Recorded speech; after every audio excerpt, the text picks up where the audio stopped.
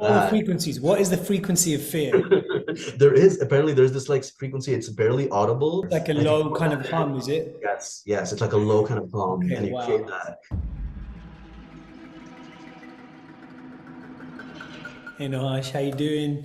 Really excited to talk to you. Congratulations on this brilliant, beautiful, haunting, distinctive film that I haven't stopped thinking about ever since I've seen it. Thank you so much, Riz. It's amazing to be here. It's still surreal, and thank you so much for coming on board this project and supporting No, it. it's my privilege. Well, look, I want to jump in and talk to you about this film and about the process. Moshari is about two sisters surviving a kind of post-apocalyptic world, right? A new world has been affected by climate change and is being kind of terrorized by these vampiric mosquitoes almost. And the only way to escape them is by sheltering inside a Moshari, which is a mosquito net. Where did you get that idea from? Why? Why are they sheltering inside a Mishari?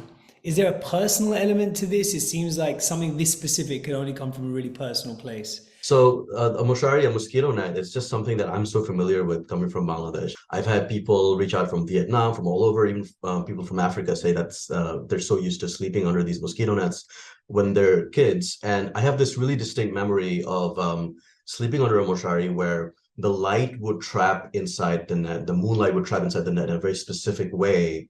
And I remember feeling a little scared. I felt like I couldn't see what was outside the net. And I'd imagine darkness. I'd imagine shadows, or like the wind would blow out the window and I'd see like the net quiver a little bit. And I'd imagine, is there something on the other side that's trying to call me?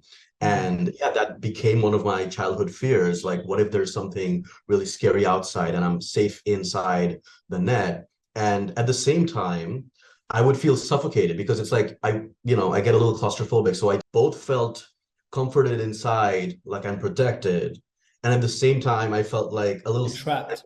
yeah, trapped. And as I was developing the story, I thought, isn't that family? That's what family makes us feel sometimes, right? Like they're trying to protect you, but it's also a little suffocating, taking like this very specific, culturally specific childhood fear and trying to turn that into visual storytelling. তাড়াতাড়ি আসো নাহলে মরবা। আসবো না।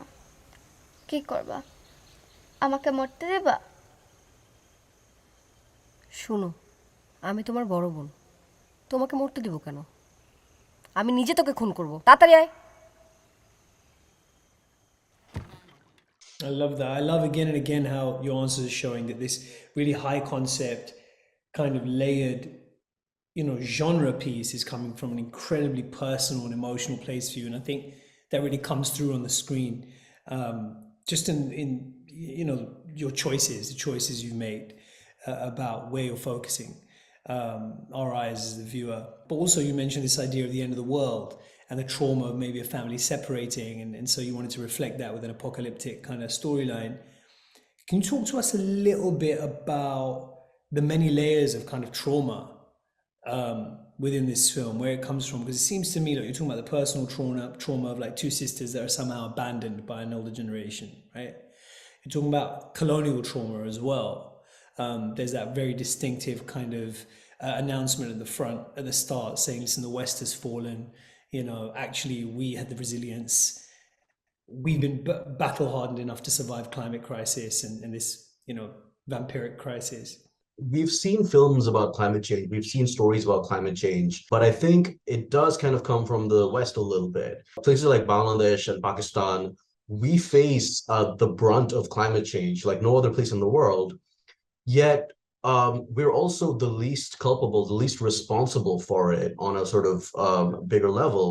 So there is a huge irony in how much we're facing the cyclones, the different climate disasters, and all these environmental crises, versus how much we've actually done to cause it. I remember when I was a kid, I'd watch these cartoons that would say, "Oh, you're responsible for the climate. It's up to you. You have to turn off your light bulb, turn off the tap water, blah blah blah. It's up to you." And as a child, I think, "Oh, it's kind of my fault as well." But then the older you get and you read more about it and you understand that some places are actually more responsible for what's happening to our parts of the world than others. And it's okay to have that rage, to have that darkness, to point that finger sometimes and say, hey, can we change the conversation just a little bit? So I do think we need more conversations about climate coming from the people most affected by it. I see it kind of as a nesting doll of trauma, because that's really what life is sometimes. It's the two sisters at the core, and it's their personal trauma. They've lost their family. They're trying to survive this very strange new world. And on top of that is the colonial trauma. It's the globalization. It's what the world has done to marginalize the global south in so many ways. And on top of that, surrounding it, I would say, is the environment, is the world we all live in, and the world we all together have corrupted in many ways. This is the first Bangladeshi film to qualify for Oscar consideration. I mean, that's a huge deal. Can you talk to me a little bit about how that feels? And also, how important was it for you to decide to specifically set this film in Bangladesh and to weave in these incredibly specific cultural references? You know, to me, I just kind of sat up when I just heard this incredible score, and I can tell, okay, we're in a genre piece, but you're seeing this very, very particular landscape. You're seeing these very, very, specific faces, and you're hearing the call to prayer.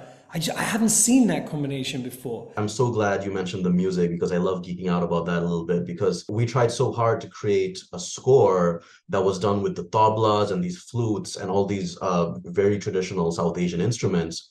And, at first it didn't work. We were like, it's not creating the atmosphere. And then we had to go back and watch other films. We watched The Shining. We watched the first season of True Detective, which has an incredible soundtrack. We watched Hereditary.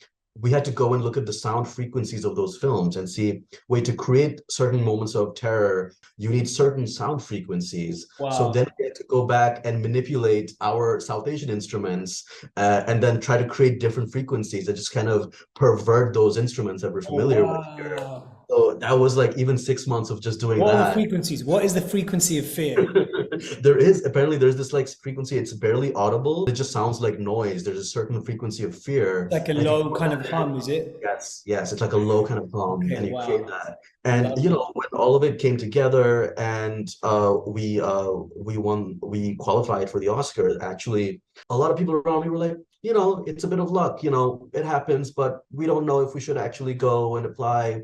And then we won a second one, and then we won a third one, and that's when people around me were like, all right, maybe there's something here, maybe there's something special here. And it was nice to kind of see people believe in me. And I have this, I think life is kind of strange, where to be able to make an independent film, even if it's a short, and you're trying to finance it yourself, you're trying to get it going, there's certain points where nobody's believing in you, and it's just you. It's just me trying to believe in this project, and everyone's saying this is not going to work. It's too genre, it's Bangladeshi, it's all these different things. We don't know what you're going to do with it. And then to slowly have love from not just Bangladeshis, just the diaspora community and everyone around the world showing love for this story. I think that's been an incredible part of the journey that's still so surreal. Yeah, absolutely. I see that. It's really kind of, you're kind of throwing out a back sign here, in a way. And so many kind of creators and creatives from around the world, from across the global south, are going to see this film and really be inspired by it. I think there's been a long tradition of kind of genre that I think that we can kind of actually elevate and amplify by tying it to our kind of culturally specific context, and actually in infusing those two strands of DNA create something really kind of new. I mean, you were talking a little bit about the making of the film. Could you talk to us a little bit about how you managed to pull this together? It's incredibly ambitious. It's a stunningly beautiful film. The score is haunting.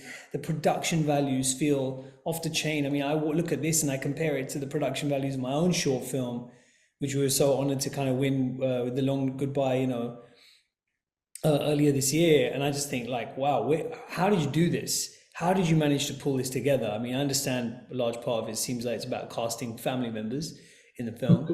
So saving something there. But yeah, just talk to us a little bit about the process of actually hustling to get this made and making it. Myself and my co-producer for this, Borsha, we were working really hard, and with the rest of the team, and just watching other movies that have a little bits of world building, and then bringing it down to how many wide shots do you actually need to establish a world. It was just down to the math. Is it 3? Is it 4? Is it 5? How many of those extreme wide shots in the outdoors do you need before you can go indoors with the two sisters inside a house where your budget's a little saved? So it was just doing the math and then watching all these films and going, it's like 5. If it's like 4, it's good enough. But if we do 5, then it feels like there's a world, and then you can just go back inside. So we were finding these little swamps, these little areas. We found a rickshaw graveyard a little outside of Dhaka. Because, we're used to seeing cars and trucks in kind of apocalyptic stories. So having rickshaws, that felt really special.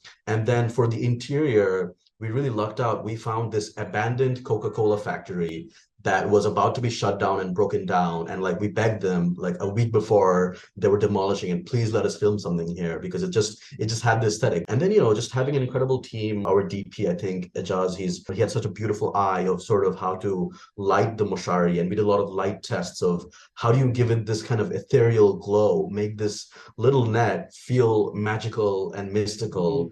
In the editing, I realized we don't have any money for VFX. So I had to actually go back and learn software, create add buildings in the background, add fog, add atmospheric things, and then also realize, wait, there's also water in the shot. So if I add a building at the top, the building also needs to have a reflection in the water. Oh, no. And I need to sort of do a little bit of programming so the building's reflection has a ripple effect in the water. So even that was it was a beautiful process, figuring all that out. And Wow. it feels very rewarding now in this moment. And just because you mentioned Long Goodbye, I just have to say this. The first time we had a little chat, I was a little nervous. I was a little scared. I was like, Riz, we just qualified for the Oscars, and some people are talking about it. But it's a bit of a genre piece, and it's a little scary. I don't know, maybe it's a little too scary for people. And you said something really wonderful to me. You said Long Goodbye is quite scary in itself, and you said that to get some emotions across, to get some feelings across, you need that rawness. And I remember feeling very empowered by those words, and the last couple of months that kind of kept me going. So thank you for that as well. No, I mean, look, thank you, Nuhash. I mean, I know we need to wrap up now, but I just want to say, your film really is that very, very, very rare thing in that it is so raw and visceral as a viewing experience. It's coming from such a personal and specific place as an author. And because of that, I think it's really, really kind of found an audience and found fans and admirers who can connect to it in the most universal way, not just because of that emotional kind of core of the story about these sisters, but also because of what it's really talking about in terms of climate crisis, in terms of kind of digging up the kind of ghosts, the vampires of colonialism. This is just an incredibly kind of crucial, urgent, current story. And I think you've told it with such visual flair, as we've now just understood, sonic innovation, and also with a new kind of diploma in VFX to boot, just to kind of wrap the whole thing up. So kudos to you. This is such a powerful piece, and just understanding a little bit more about how you hustle to get it made, it's just all the more impressive. And I'm so pleased that you're the first ever film from Bangladesh to qualify for Oscar consideration, and fingers crossed you go from strength to strength from here. Thank you so much, Riz. It was amazing. Thank you. Take care.